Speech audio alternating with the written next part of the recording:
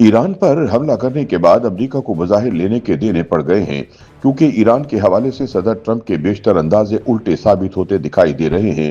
Washington کو توقع تھی کہ ایران پر شدید حملوں کے بعد وہاں اندرونی خلفشار پیدا ہوگا اور حکومت کا خاتمہ ہو جائے گا، تاہم زمینی صورتحال اس کے برعکس سامنے آ رہی ہے۔ ایران نہ صرف امریکی اور اسرائیلی حملوں کا بھرپور جواب دے رہا ہے، بلکہ جنگ کا دائرہ تیزی سے پھیل کر خلیجی ممالک تک جا پہنچا ہے اور پورا خطہ ایک وسیع محاذ میں تبدیل ہوتا دکھائی دے رہا ہے۔ جنگ شروع ہوئے 2 ہفتے سے زائد گزر جانے کے باوجود ایران اور اس کے اتحادی گروہ میزائل حملوں، پراکسی کارروائیوں اور سمندری راستوں میں خلل ڈالنے کے ذریعے دباؤ برقرار رکھے ہوئے ہیں۔ دوسری جانب امریکہ اور اسرائیل کی فوجی کارروائیاں تاحال ایران کو پسپائی پر مجبور کرنے میں کامیابی حاصل نہیں کر سکی۔ امریکی حکمت عملی کا فوری ہدف بظاہر اہم آبی گزرگاہ آبنائے ہرمز کو دوبارہ مکمل طور پر کھولنا ہے، جو عالمی تیل کی ترسیل کے لیے نہایت اہم سمجھا جاتا ہے۔ تاہم مسلسل فضائی حملوں کے باوجود ایران کی جوابی کارروائیاں کم ہونے کی بجائے مزید شدت اختیار کرتی جا رہی ہیں۔ ادھر امریکہ اور اسرائیل کی جانب سے ایران کے وسطی اور مغربی علاقوں میں میزائل اور فضائی حملے جاری ہیں۔ ان حملوں میں صنعتی تنصیبات، پاسداران انقلاب سے وابستہ فضائی اڈے اور انٹیلیجنس اور سیٹلائٹ نقشہ سازی کے مراکز کو نشانہ بنایا جا رہا ہے۔ ان کارروائیوں کا بنیادی مقصد ایران کی فوجی اور لاجسٹک صلاحیت کو کمزور کرنا ہے، لیکن بظاہر ایسا ہوتا دکھائی نہیں دے رہا۔ صدر ٹرمپ نے اب جنگ کے بنیادی جواز کو آبنائے ہرمز کی بحالی قرار دیتے ہوئے اپنے اتحادی ممالک سے اس مقصد کے لیے بحری تعاون کی اپیل کی ہے۔ واشنگٹن نے برطانیہ، فرانس، جاپان اور جنوبی کوریا سمیت کئی ممالک سے مطالبہ کیا ہے کہ وہ تجارتی جہازوں کے تحفظ کے لیے جنگی بحری جہاز یا لاجسٹک مدد فراہم کریں۔ تاہم اب تک ان میں سے ایک بھی ملک نے صدر ٹرمپ کی تجویز پر مثبت جواب نہیں دیا۔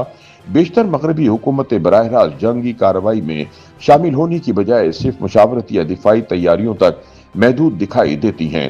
اسرائیل کے مطابق جنگ کے آغاز سے اب تک 500 ایرانی بیلسٹک میزائل اسرائیلی علاقوں کی جانب داغے جا چکے ہیں۔ ایرانی میزائل اور ڈرون حملوں کا دائرہ خلیجی ممالک تک پھیل چکا ہے۔ سعودی عرب، متحدہ عرب امارات، بحرین، کویت اور قطر کے مختلف علاقوں میں بیلسٹک میزائل اور ڈرون حملے جاری ہیں۔ ایرانی کمانڈر نے پہلے ہی خبردار کیا تھا کہ خلیج میں امریکی فوجی سرگرمیوں سے جڑی ہوئی بندرگاہیں، توانائی تنصیبات اور صنعتی مراکز جنگ جاری رکھنے کی صورت میں ایران کے جائز ہدف ہوں گے۔ اس دوران خطے میں ایران سے وابستہ گروہ بھی متحرک ہو گئے ہیں۔ عراق میں ملیشیا گروپوں نے امریکی فوجی تنصیبات پر کئی حملے کیے ہیں، جس سے وہاں کشیدگی بڑھ گئی ہے۔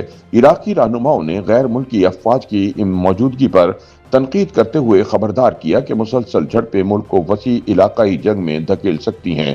ایک اور ممکنہ خطرناک محاذ یمن میں کھل سکتا ہے، جہاں حوثی تحریک نے ایران کے ساتھ فوجی ہم آہنگی کا اعلان کر دیا ہے۔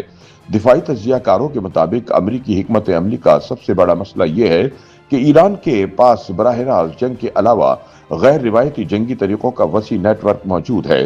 مشرق وسطی کے مختلف ممالک میں موجود ایران نواز گروہ بیک وقت کئی محاذ کھولنے کی صلاحیت رکھتے ہیں، جس سے امریکی فوجی دباؤ تقسیم ہو جاتا ہے۔ یہی وجہ ہے کہ محدود فضائی حملوں کے باوجود ایران کو مکمل طور پر کمزور کرنا مشکل ثابت ہو رہا ہے۔ اقتصادی سطح پر بھی اسی جنگ کے اثرات تیزی سے ظاہر ہونا شروع ہو گئے ہیں۔ آبنائے ہرمز میں کشیدگی بڑھنے کے باعث عالمی منڈی میں تیل کی قیمتوں میں نمایاں اضافہ دیکھا جا رہا ہے۔ ماہرین کا کہنا ہے کہ یہ آبی گزرگاہ مکمل طور پر بند ہو گئی تو عالمی توانائی کی ترسیل کا تقریباً 1/3 حصہ متاثر ہو سکتا ہے، جس کے نتیجے میں عالمی معیشت کو شدید دھچکا لگ سکتا ہے۔ امریکہ کے اندر بھی اس جنگ کے حوالے سے شدید سیاسی اختلافات سامنے آ رہے ہیں۔ بعض امریکی قانون سازوں اور تجزیہ کاروں کا موقف ہے کہ ایران کے خلاف وسیع جنگ شروع کرنے سے پہلے واضح حکمت عملی اور کانگریس کی مکمل منظوری ضروری تھی۔ ناقدین کے مطابق اگر جنگ طویل ہو گئی تو اس کے سیاسی اثرات امریکی داخلی سیاست اور آئندہ انتخابات تک بھی پہنچ سکتے ہیں۔ دوسری جانب ایرانی قیادت اس جنگ کو قومی بقا اور مزاحمت کی علامت کے طور پر پیش کر رہی ہے۔ ایرانی میڈیا اور سرکاری بیانات میں مسلسل یہ پیغام دیا جا رہا ہے کہ ملک بیرونی دباؤ کے سامنے جھکنے کی بجائے مزید مضبوط ہو کر سامنے آئے گا۔